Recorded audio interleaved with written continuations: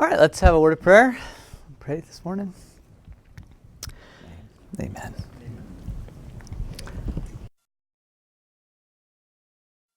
The naming of cats.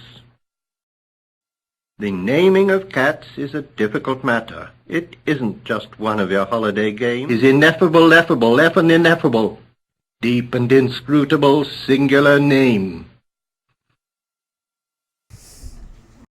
So that's actually in the voice of T.S. Eliot, as you probably guessed. And so we are going to be talking about the naming of cats today. Actually, no, we're going to be talking about circle dwelling. But it's widely believed that T.S. Eliot was using cats in this poem as a metaphor for humans. We each have different names, depending on the situation. With family, we're casual. With society, more formal. But who we are truly remains only known to ourselves, right? And this poem has an interesting application to circle dwelling. So what is circle dwelling? We use that term a lot. I don't know if I coined it, I don't know, but I probably stole it from somebody. But whatever the case is, I never heard anyone else use it like we use it usually, but whatever. It's true. But what is it? So here's a very simple definition of circle dwelling. Treating particular people, that is, the people in your circle, as collaborators and not competitors. So that's what circle dwelling is. Those that are in your circle, you don't treat them as competitors. You treat them as collaborators. So let's just take a couple minutes and contrast collaborators with competitors. So first we'll look at collaborators. Basically, with collaborators, you solve problems with them, right? You're collaborating, right? You dwell in a bond of affection and trust them, right? And trust with them or trust them. You aim at camaraderie and mutual solutions. And that's kind of the key there, the camaraderie and mutual solutions. But the solutions never take precedence over the mutuality. Okay, and you'll see this contrasts with competitors. Competitors, they make calculations with others to solve problems of interest to them both, or several people. So a good competitor looks for win-win solutions, right? If you're a good competitor, like in the marketplace, business, you look for win-win solutions, right? Because you recognize that, this is in your long-term interest, and it will produce a better outcome, So those good competitors do that. Bad competitors simply look for either lose-win, win-lose, or just plain win solutions. So you can be a good competitor and you can be a more ruthless or manipulative competitor, right? Depending on those win-win, lose-win, whatever, right? But for competitors, camaraderie isn't a primary objective. They do usually, if they're a good competitor, want good relations with their competitors, but they're not after establishing some kind of friendship. That's not their objective. If a friendship is established, it's a happy byproduct, right? It's not sought as a prime product. So what does this have to do with the naming of cats? So circle dwelling means sharing with fellow circle dwellers are an ineffable, deep, and inscrutable singular name. Right? That's kind of what the cat doesn't ever tell you that. Right? That's his main thing. That's what he cares about. That's the thing he's always in contemplation about, right? Of the thought, right? So competitors have a sweet, dignified, and even familiar name, right? Just like, Jelly Lorum, or all those ones that he said. They might have the Plato, or they have competitors have names, right? But they're sweet, they're dignified names, and sometimes they're even familiar names. But circle dwellers are willing to share their true name, or as Eliot would say, His ineffable, effable, effing ineffable, deep and inscrutable singular name. so you understand what ineffable means, right? Ineffable, does anybody want to take a swing at it? What is ineffable? God, we actually often talk about God as ineffable. Go ahead and use your devices and find out what the definition of ineffable is.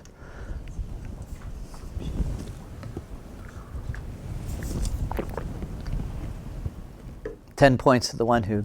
Too great or extreme to be expressed or described in words. All right, say that again. Too great or extreme to be expressed or described in words. It's ineffable. You know, it's too great. It's too marvelous. It's too beautiful. Like, say, that's God, right?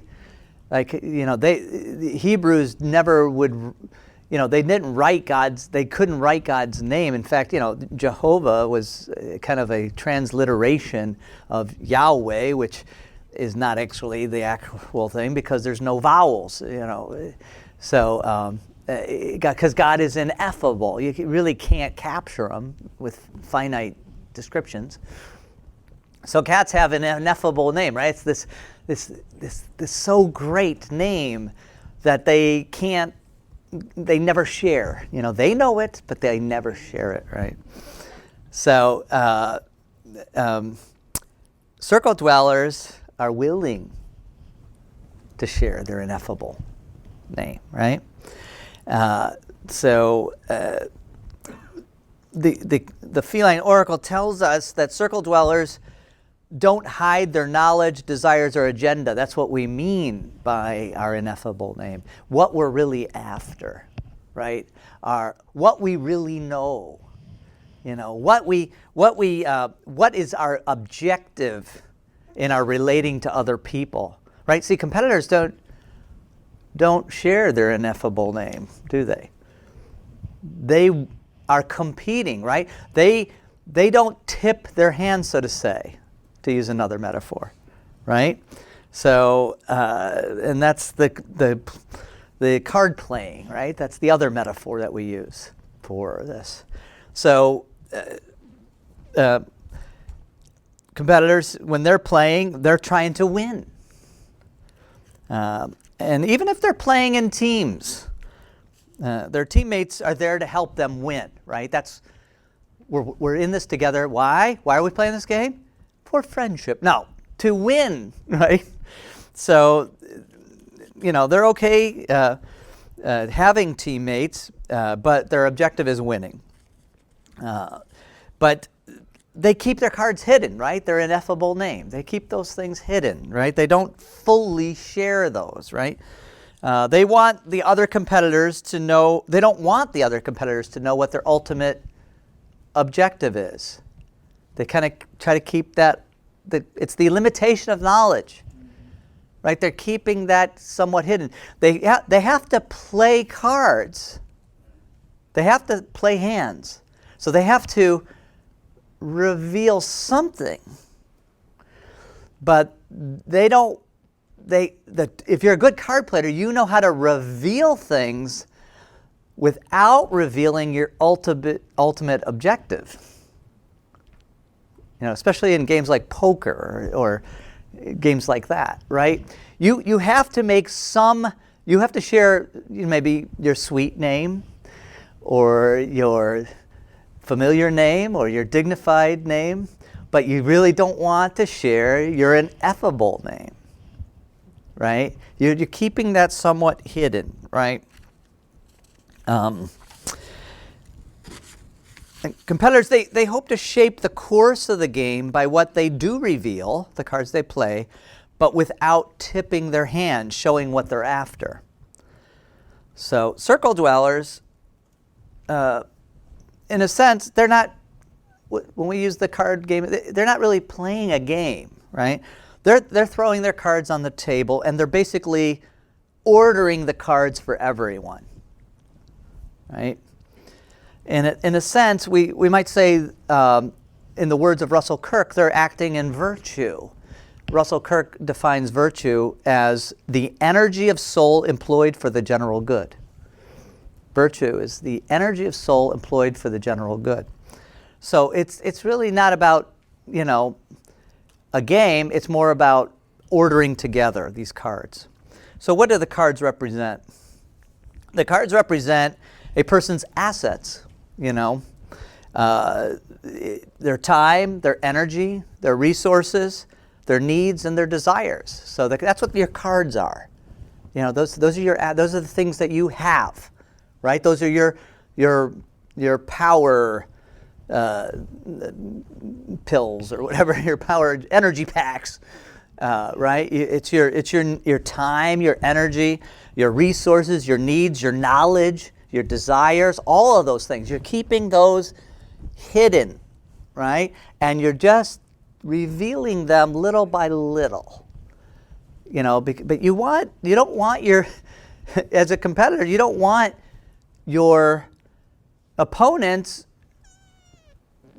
you want to keep them off balance. You don't want them to know your ineffable name. You don't want them to know your whole thing, because you're trying to shape, right? You're trying to move the game in a certain direction. And if the jig is up, right, and you let the cat out of the bag, so to say, they might not cooperate. They might play different cards. You can't tip your hand because you're after something, right? So competitors keep them hidden because they're trying to move the game, whereas circle dwellers, they show their cards, right? Because they're seeking mutual solutions. And they want everyone's brain on the resources, the assets, so that the creativity can be brought to bear by many minds to figure out how to order these resources to create a solution that doesn't necessarily benefit everybody, but it does benefit the camaraderie and the communion. And that's the key difference. In a sense, you could say this, and I really want you to hear this part. Circle dwellers aren't after win-win solutions. See, competitors are. Competitors are after good competitors are after win-win solutions. But circle dwellers aren't after win-win solutions. They're after solutions that are of mutual benefit, but doesn't necessarily benefit everyone, but it does benefit the communion. It does benefit the camaraderie, right?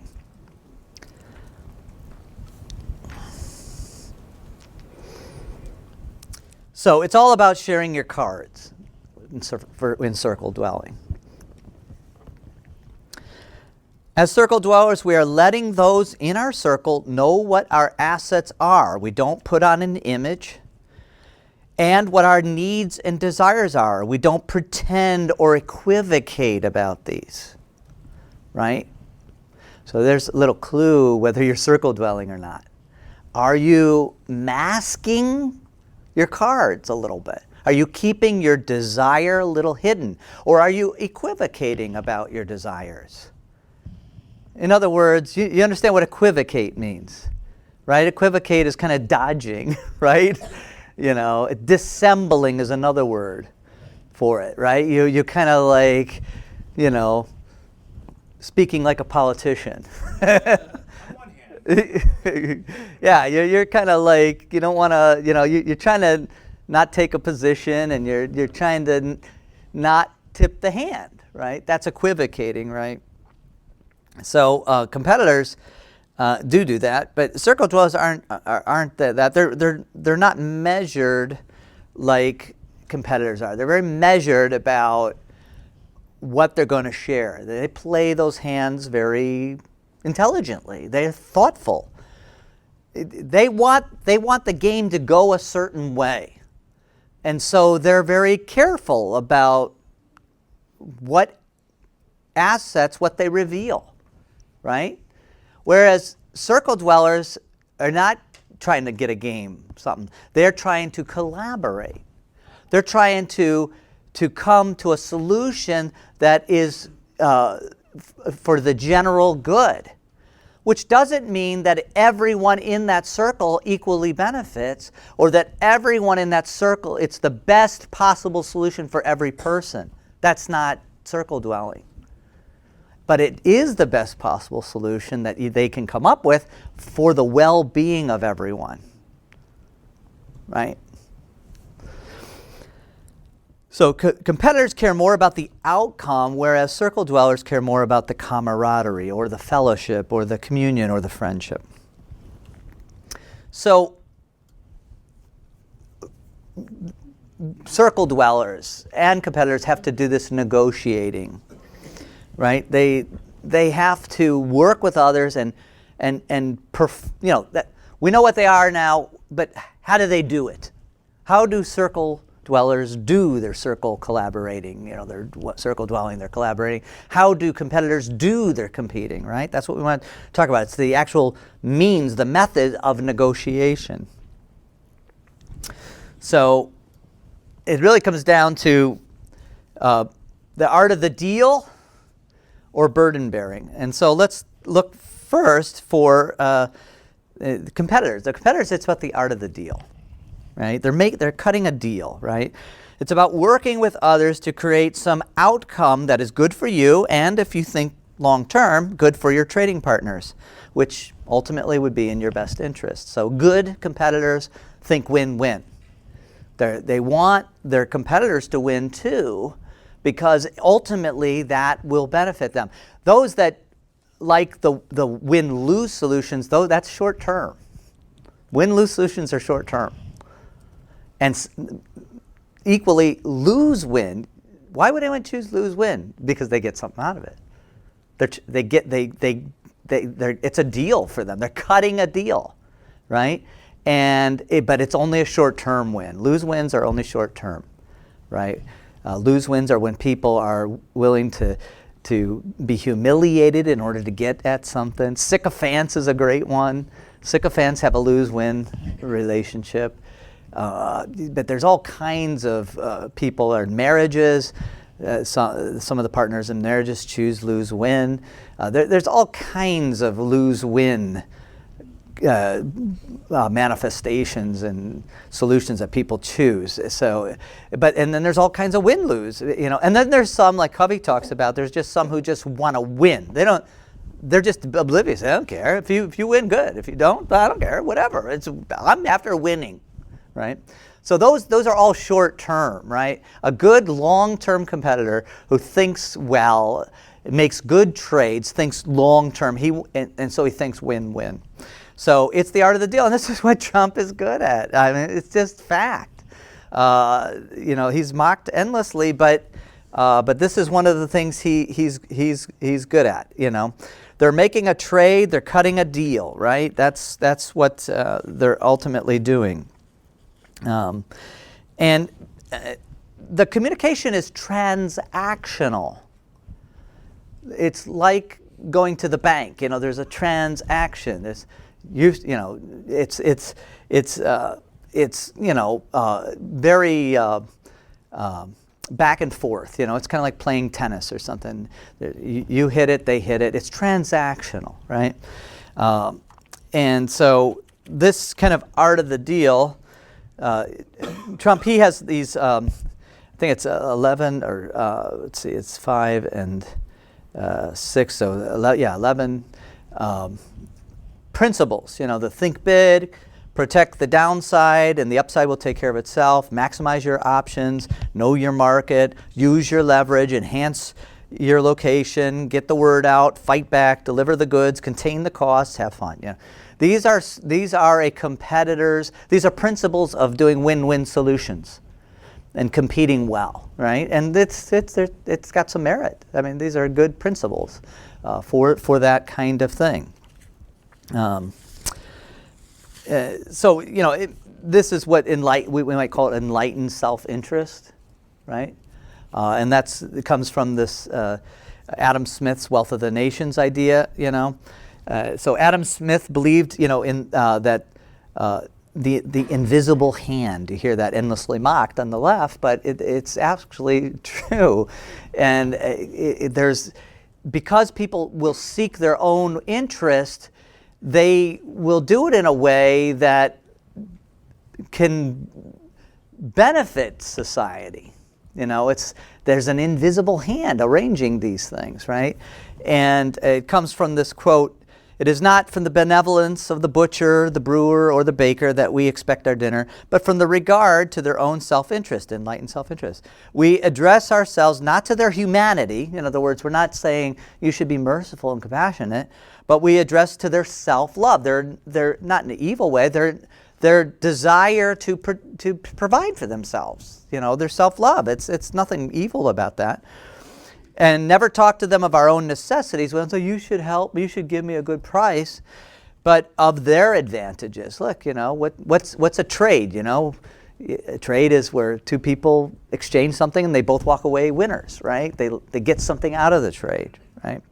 Nobody but the beggar chooses to depend chiefly on the benevolence of his fellow citizens, right? So this is how competition works, and that's what competitors are concerned about. So, is it good? Is competition a good thing from a Christian perspective, or is it a bad thing? Well, it's actually good.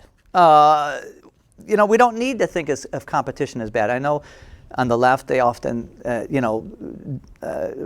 deride, especially, there's this resurgence of socialism today, which is really a very short-sighted and a disregard of empirical evidence of everywhere that socialism has been tried. It leads to the degradation of the quality of people's lives, not the improvement. But this kind of, they're conflating, right? They're conflating virtue and love and good character with how we should care for ourselves in relationships that are not close to us, really, basically. So, as a Christian, competition can be thought of as good, and it is a good thing in and of itself. It's the way God manages a fallen world to bring about as much good and welfare as He can. He bends selfishness to a good end. It's a good thing. Another way of looking at it, it's also, even if you didn't put it in those terms of God bending selfishness and all that, even if you just look at it from this point of view, it's the way that you relate to those that aren't close to you. You can't, it's impossible to treat everyone like you treat your brother. That's just not possible. That's false. And anytime that's tried to be enforced, it becomes totalitarianism. And then so the pigs are more equal than everyone else. We're all equal, but the pigs are more equal, right? That's kind of what ends up happening, right? So, one, we can kind of think of competition as a way God takes a fallen world and tries to bring as much good about it as possible. By people being selfish and self-interested, it can actually turn out good if it isn't being dominated by the elite or top-down rules and these unrealistic ideas being imposed upon people's free decisions. God Himself, by an invisible hand, bends people's selfishness so that it can bring about mutual welfare. In fact, I just heard, the statistics are, in the 20th and 21st century, a great deal of the world's population has moved out of poverty. That comes about because of the free market and good competition. So that's good. He's smart if we'll let Him do His work, obviously. But even if you don't want to think about it that way, you want to put on another set of glasses. It's just simply a method of working with those who you can't give your heart to fully, like you would your family and friends, right? So those that aren't close to you or aren't in your circle, so to say, they don't have the same agenda in life as you do, right? So how do you relate to people who have a different agenda in life? Well, you treat them as a competitor, and you compete in a healthy, good way, right? They're not part of your family or your network of relationships, so you can't circle dwell with them. which means because you aren't, if you're going to be in the circle together, you have to share your values and care about one another's well-being, as much as that they would, I mean, loving your, So should you love your neighbors yourself? Does that mean you don't have to love those that aren't your neighbor? Yeah. No, that's not the point. And we don't have time to get into that. But no, you treat everyone fairly and justly. But those that are in your circle, I'm gonna be more. I'm more obligated. The obligation on me is higher to care for my family than it is to care for that family in India that is in utter poverty. Yeah, I just can't. You can't do it, and it's just a logical distribution of responsibility. That if you care for those that are closest to you, that doesn't mean you're uncaring, but you can't give the same level, right? So the Bible talks about that. Don't cast your pearls before swine. That's what it's saying. Your well-being, your agenda. You can't let others into that sacred responsibility because they don't see them as pearls, right? So another way of saying this is the principle of subsidiarity, which is just another way of saying this, right? Those closest to the situation should have the greatest responsibility and authority for the situation. You shouldn't put on others the burden of responsibility or authority for situations they're not directly related to. I've said it before. If you give someone authority and they don't have the responsibility, in other words, they're not charged for the care, but they have the ability to say something, well, that becomes a nightmare to other people, right? And vice versa, if you have responsibility but you can't do anything about it, you don't have the authority, that's a nightmare to you. So the secret is to keep those things in balance. Whatever you're responsible for, you should have the authority for, right? You just don't get those out of balance. And a lot of the organizational problems we see, or even government or political problems that we see develop, is because those things get out of whack. So subsidiarity is basically, saying keep authority and responsibility in balance, right? If those who are closest, most responsible, they should have the most authority, right? So the pearls don't cast your pearls before swine, represent the things that matter to you that others don't care about or don't have the same proportionate concern for. Hey, look, this happens even between husbands and wives. When I was first diagnosed with my arthritis, I all of a sudden needed this back support when I would sit in certain chairs. And when we would go out to the restaurants and all that, Lisa loves me and took on the responsibility of making sure that was with us. But, if I just said, oh, it's Lisa's responsibility to bring that back thing, then I did that for a while, and ended up, we would be in situations a lot where I didn't have my back support, and I was in pain a lot. But because it's not ultimately her responsibility, it's my responsibility. She was serving me. But I ultimately am responsible for my well-being, my care. She's totally responsible too, as my wife and as our family, but she can't. It's not possible to have the same level of consciousness about the need that I would have, right? Because her back doesn't hurt her, So this is subsidiarity, right? That's all that it is, and so competition is the way you interface with others who are not part of the subsidiarity. Basically, that's how you can say it. It's just a way of relating. So circle dwellers, how do they negotiate? Well, the first thing to remember is that the goal isn't simply mutual benefit. You got to remember that. But it's collective welfare. We're seeking the collective welfare. There are thousands and millions maybe of situations that you can even just sit here and think about where you work with those closest with you, not for an equal solution, but one that benefits the overall. And sometimes that's you take the burden of that, and sometimes they take the burden. It just depends on the circumstance. So it's not an equal solution. Whereas in competition or with competitors, you're looking for a win-win. You know what I'm saying? You're looking that you walk away in this trade feeling like you won, and I walk away, unless we're evil, bad competitors, and then we seek for a lose-win or win-lose or whatever. So that's not how it is with circle dwellers. We're looking for a win for that is for a corporate or a collective win, right? So it's not about egalitarianism, which, the definition of egalitarian is it prioritizes equality for everyone. We're not about egalitarianism. That's a false utopian concept. It's not even true to reality.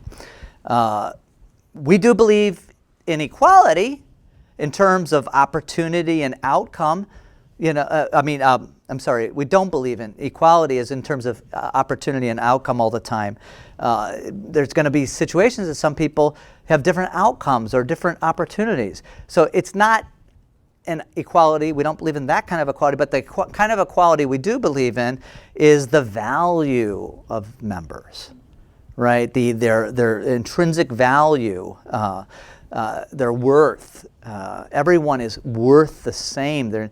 No one is worth more than another person, right? So, but that's why in community we don't focus on everything being equal or everything being fair, or as Margie would say, fairsies. Because that's not what we're about. It's not a trade, right? We care about collective welfare, not equality. Now, naturally, huge inequalities are not going to contribute to the collective welfare. So the Bible talks about this. The Bible deals with this whole issue actually in Galatians. Galatians chapter 6, verses 1 through 5. I don't have verse 1 there, but verse 1 starts off, "Brethren, even if anyone is caught in any trespass, you who are spiritual, restore such a one in a spirit of gentleness, each one looking to yourself, so that you too will not be tempted. Bear one another's burdens, and thereby fulfill the law of Christ. For if anyone thinks he is something when he is nothing, he deceives himself. But each one must examine his own work, and then will have reason for boasting in regard to himself alone, and not regard to another. For each one will bear his own load." So here's these two, kind of in just the several verses, two almost seemingly opposite concepts. Bear one another's burden, each one's going to bear their own, right? So, but you got to see these actually go together, right? So when we say bear one another's burdens, we're saying you're not in competition with one another as the family of God, right? Paul is addressing the family of God. He's addressing not the world, he's addressing Christians, he's addressing the church, a particular church, a church in Galatia, right, in the Middle East, right? And he's saying you're not in competition with one another. As the family of God, you're to be looking out for collective welfare, right? Bear one another's burdens, right?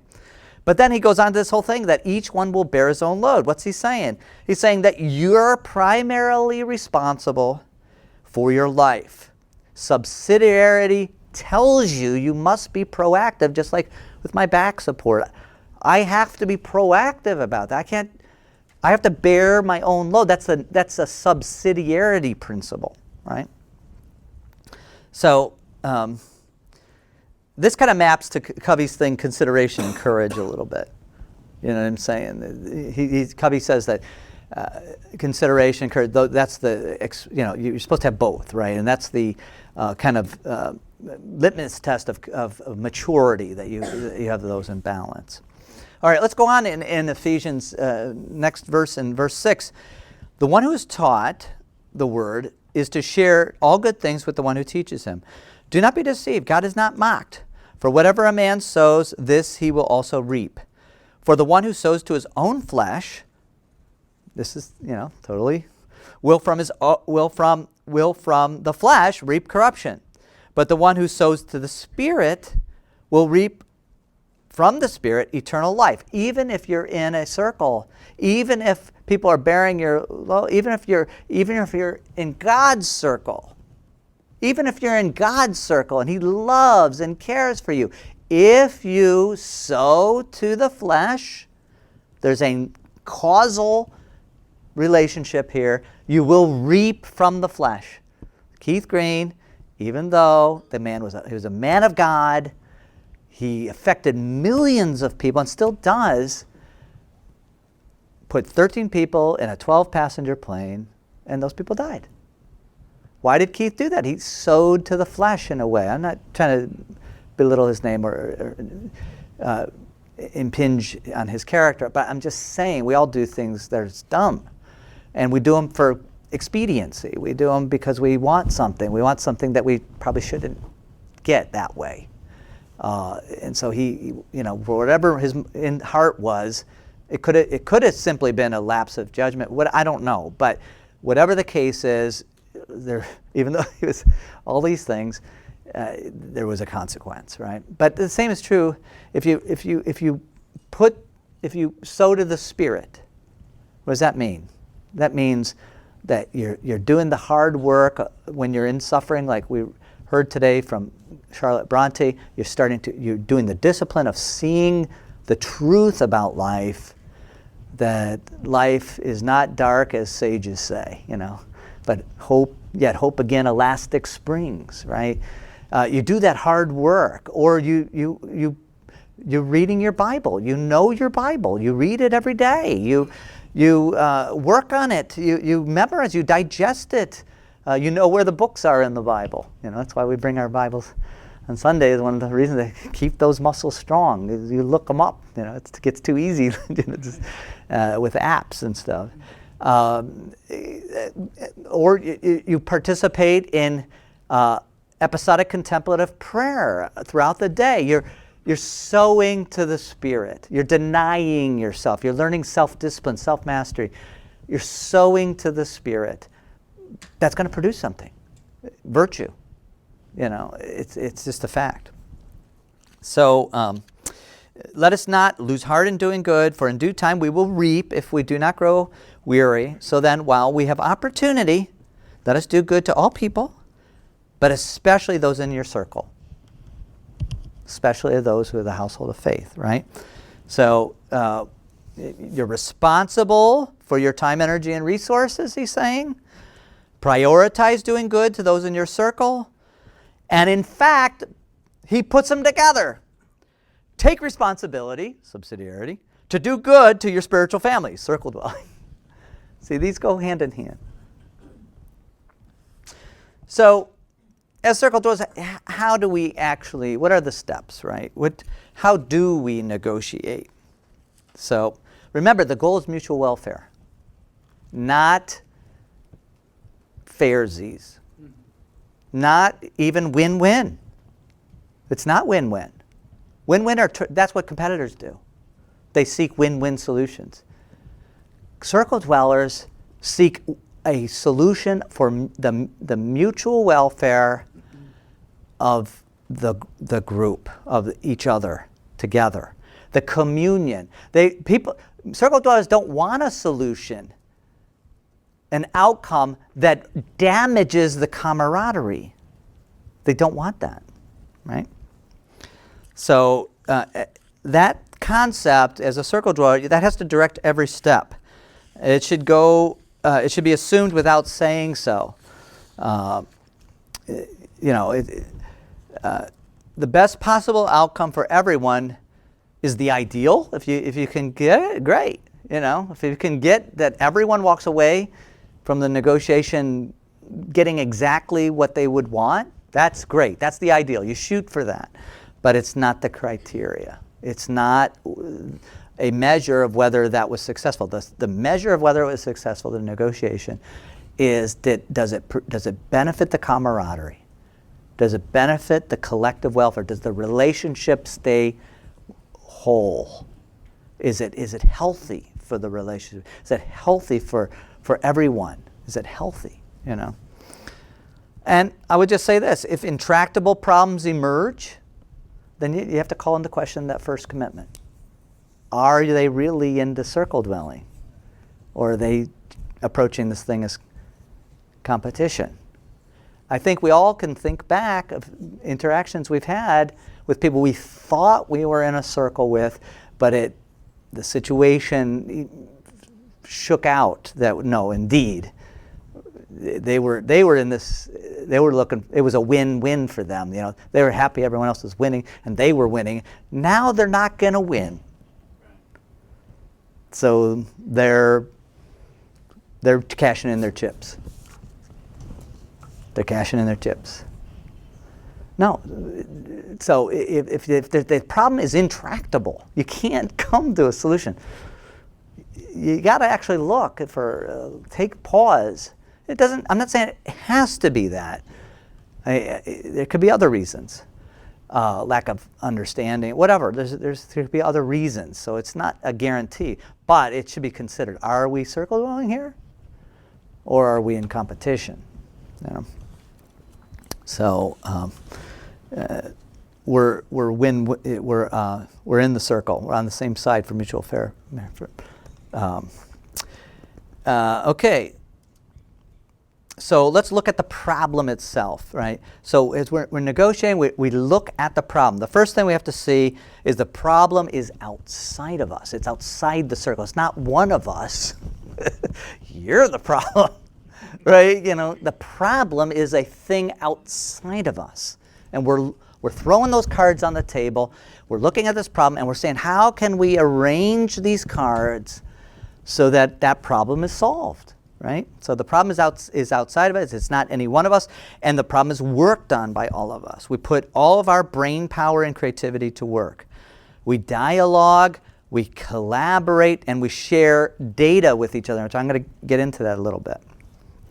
And the communication is complementary. Now I want to just talk about this communication, the transactional versus the complementary, kind of how the dialogue goes.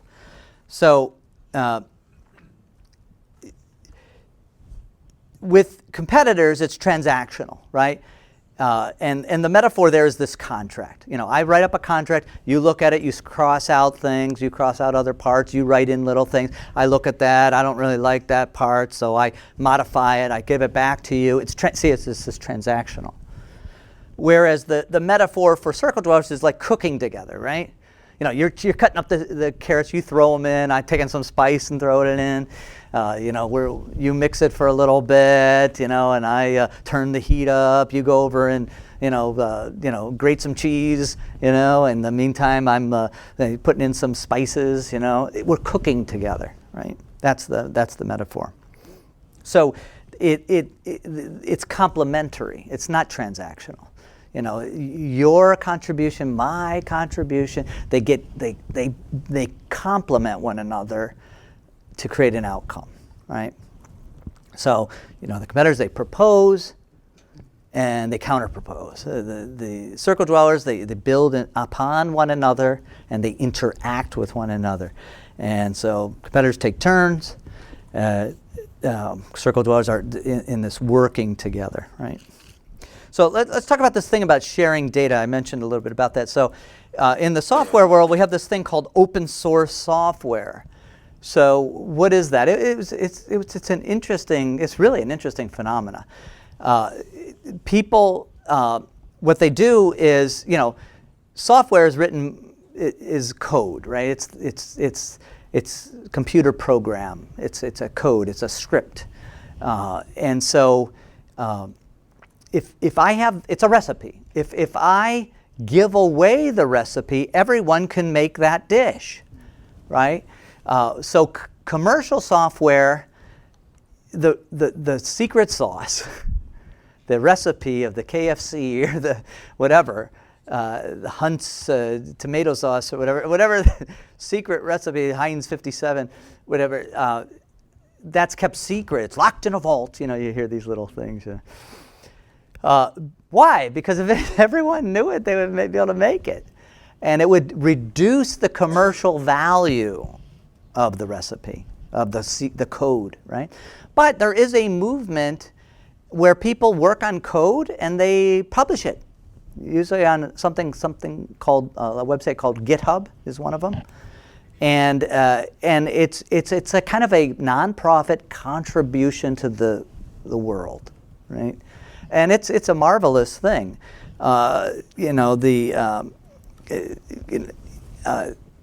So much software is built upon. In fact, the Mac's base operating system came from open source.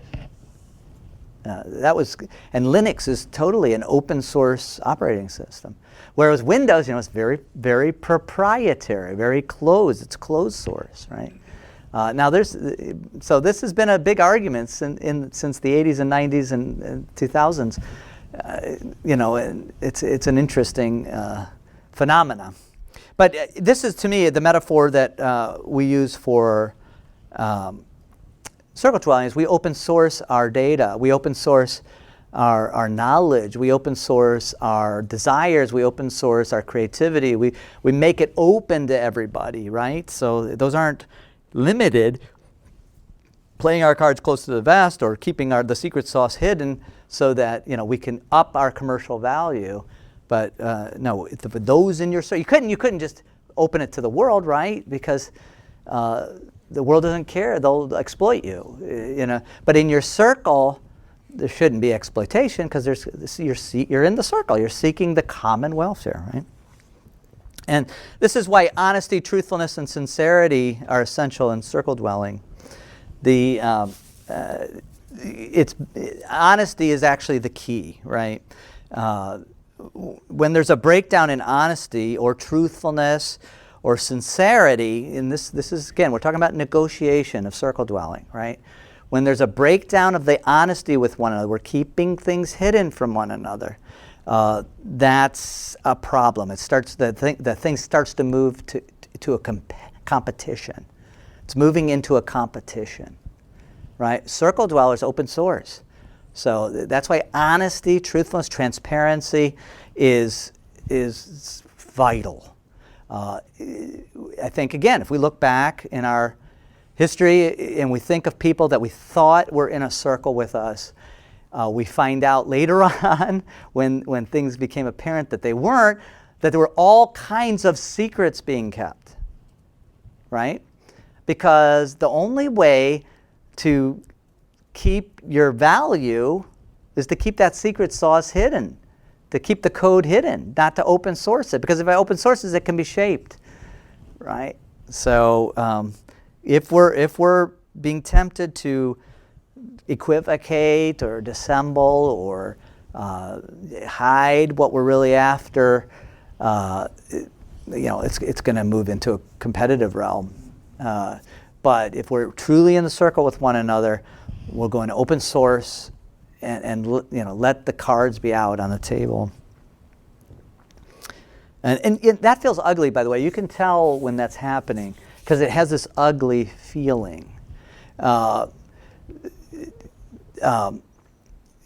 Anytime you think you're in a circle with somebody, and when you negotiate with them, or you ask them, are you going out? Can I go with you? And there's this kind of like a funny ring that comes back at you. They're not really circle dwelling at that time. They're in a competition with you. And that has a weird feeling. You can feel it if you just make yourself used to paying attention to how did that thing make me feel? Didn't make me feel good, I know that. Something probably wasn't right about it. There's probably something there. It probably means there's competition going on, not circle dwelling. The other one says, no, up front, Like if I'm going to Butch and he's going out to the store and I'm interested in hitching a ride with him, and he has a specific goal. He's got to get going. He has to get going to this goal and all that, and he's got to get these things done. And then when he gets home, he's got some tests to grade or whatever. And I say that, what's he to do if he's going to stay circle dwelling and not, take care of his subsidiarity responsibilities? He's to be open with me about it. Say, well, I really wanted to just spend 10 minutes at the store and get back right away because I have these papers to grade. So I don't know if that's going to work, but if you're willing to just take me back in 10 minutes, then you could have the car after that. Is he open sourcing? But if he was doing it in a more of a competitive way, would say, well, I'm going out and I'm coming back, so I don't really can't help. That felt a little ugly. I mean, you know what I mean? So I think you can make the application. When you put people in a box, you know them, you've got them settled. Oh, I know, they're always into that, saying that thing, and that's competition. Or you don't answer people's questions. They aim right for the thing, and bing, there's a dodge there. You can't put your finger on the answer. Yeah, I can't let those cards out, right? Because I won't be able to move the game in my direction. So what are some practical steps? So with every problem that you face, I don't care if it's circle dwelling negotiation or whatever, you should always diagnose before you prescribe. You need the data. You need to make sure you understand the problem. So in our circle dwelling negotiation, that means dialogue, doesn't it? Right? It means well, I thought X, Y, and Z. Does that seem right though? Oh, do you forgot about that thing that comes up to? Oh, right. See, I was about to come up with a solution without actually diagnosing the problem correctly, right? So, like everything else, diagnose before prescribe. Examine the problem, collect the data, know all the facts, listen to one another, rely on each other's gifts. All of us have marvelous gifts that are different, each one of us.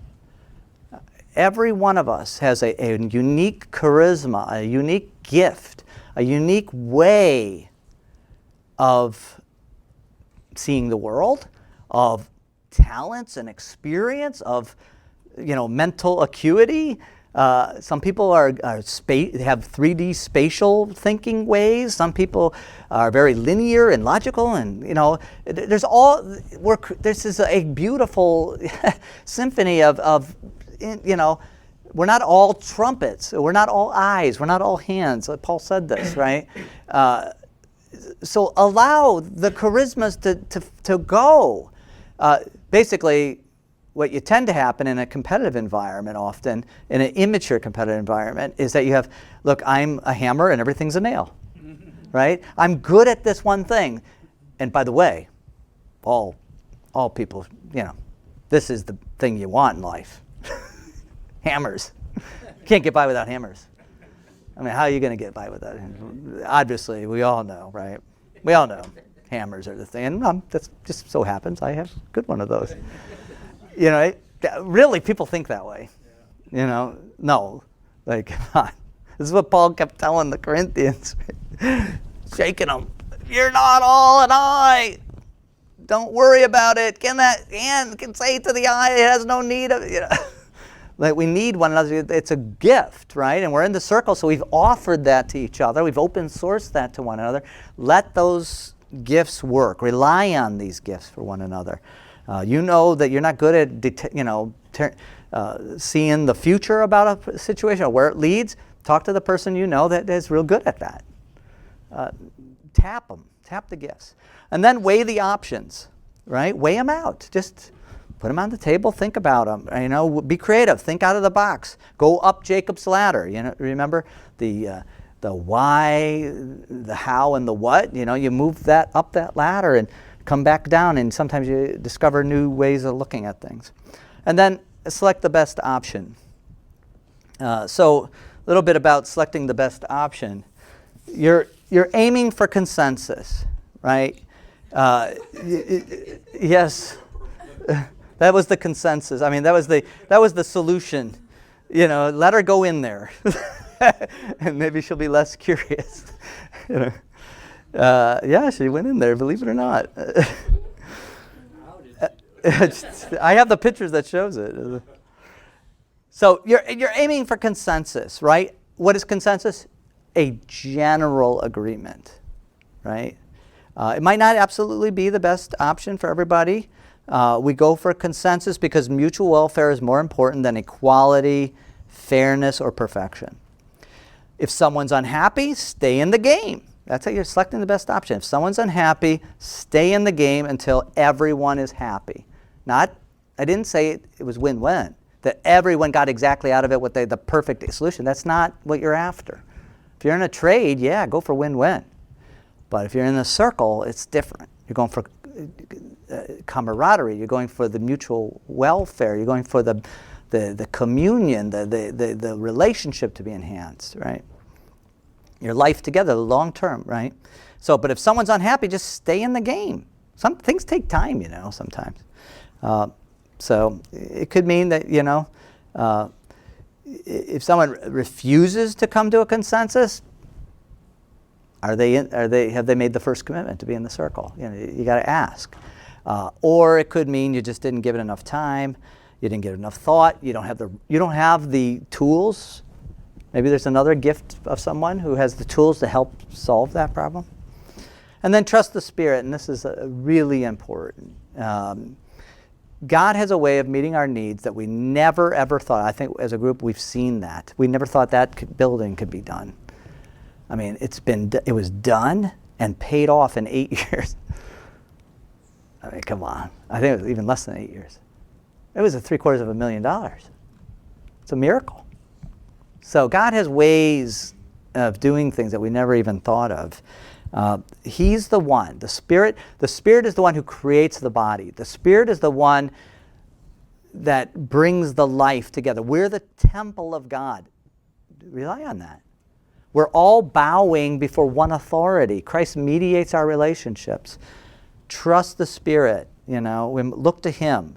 He's our Lord. Together, we're both dependent on Him. Look to Him to solve our problems. So, in closing, I just want to say, circle dwelling is how we love one another. It's a practical method. This is a method, the circle dwelling, of how we love one another. We can talk all we want about it, but we have to do it. And frankly, I think as a fellowship, we're at the place in our maturity level where only when the charismas of the members start to put these things into practice are we going to go any further. Well, we've had a lot of teaching. We're still going to need teaching, but that's not going to carry us. What's going to carry us is when there isn't just cognitive assent to these ideas, but we actually take steps to do them and call out for help if we don't know how to do them. I don't think as a group, I honestly believe this, and Butch and I have talked about this very thing, I don't think we're going any further unless as members we put especially circle dwelling into practice. God will not be able to give us any more light. It just will not be able to happen. We have to live up to the light we have, and then He'll give us new light. So, all right, that's it. Comments, questions before we close?